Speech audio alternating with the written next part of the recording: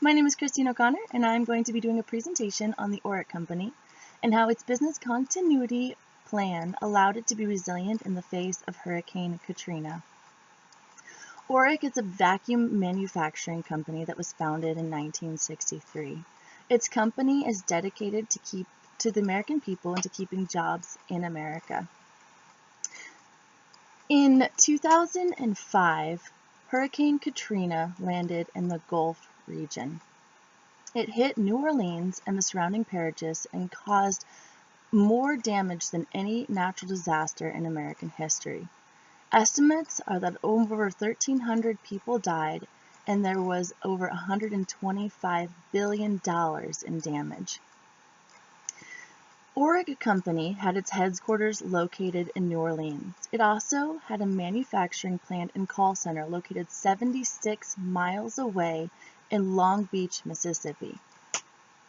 Its business continuity plan never accounted for the fact that possibly both of its facilities would be wiped out in the same storm. This happened on August 29, 2005. Several days before, the company understood that the storm would very likely hit their facilities. They took precautionary measures and sent backup data files to Houston with the president, David Oric, of the company. They shut down their manufacturing plant and shipped merchandise north to a safer location. They instructed their employees to evacuate New Orleans and to take their laptops with them in order to help resume business processes. When both facilities were damaged, the company realized that it would need to review its business continuity plan and improvise quickly and effectively. The damage that the Katrina wrought on New Orleans and the outside region was extensive. Cell phone towers were downed, landlines were compromised, the roads in all the area were littered with power lines and trees. Power was out to most of the area, and the city was flooded in over 80% of the areas. They assessed the situation, the senior executives, and they realized that the best course was to get the plant up and running as the first priority. Senior executive members followed protocol of the plan and were on the ground floor of the disaster as soon as the storm would permit. There were unforeseen obstacles. They did not realize that half of their employees would be displaced by the storm. They did not realize that the emergency number that they had would not be able to be used as telephone service in the 504 area code was rendered ineffective due to cell phone towers being out and the landlines being out. They very quickly put up a new 800 number that employees would be able to call. Their website was down, but they were able to post a comment on it that redirected customers to one of their 500 retail locations and their employees on how to get a hold of the company. Senior members went up north and brought a caravan down of over 20 different trailers where they set up an RV park.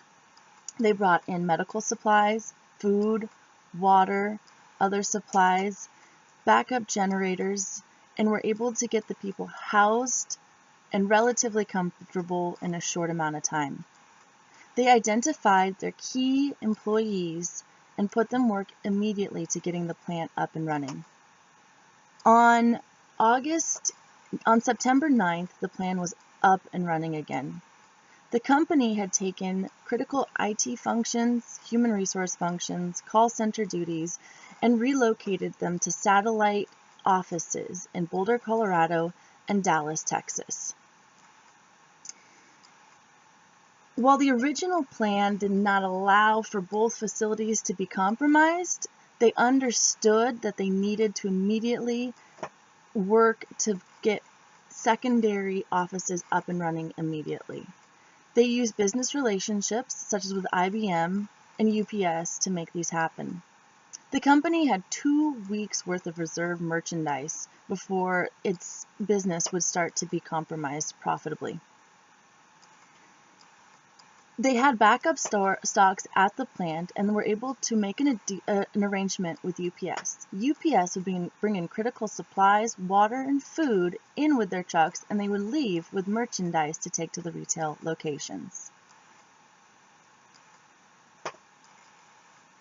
David Orrick, the president of the company, was said that he wanted to be a beacon of hope to the region in getting his business up and running.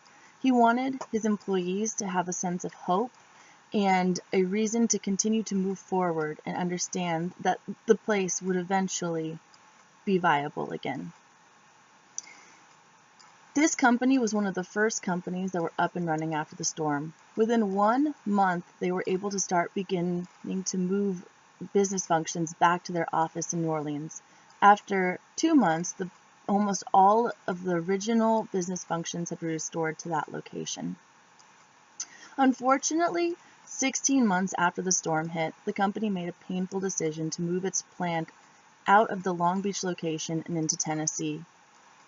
The owner of the company said that the area had been changed so much that it wasn't conducive to doing business anymore. Many of the area's workers were displaced. There was a shortage of workers, and what workers were there were incredibly expensive. They were unable to find insurance that would be willing to cover their plant and call center facility.